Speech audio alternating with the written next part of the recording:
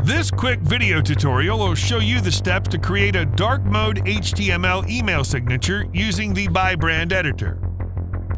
For our example, I'll select this one with 2 columns. To add dark mode to an email signature, you need to remove the background color, which is originally white.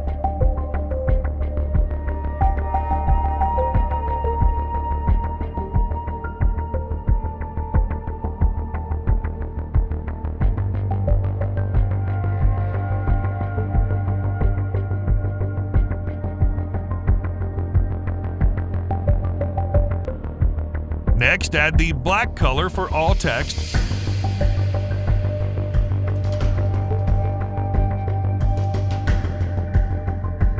I'll add a URL and set the color for the link text so Gmail doesn't change to blue automatically. Note that it's necessary to adapt the text color to work for the white background, because when sending a new message, the email clients usually have the composer with a white background. Click on the Paste in Email button to copy the rendered content.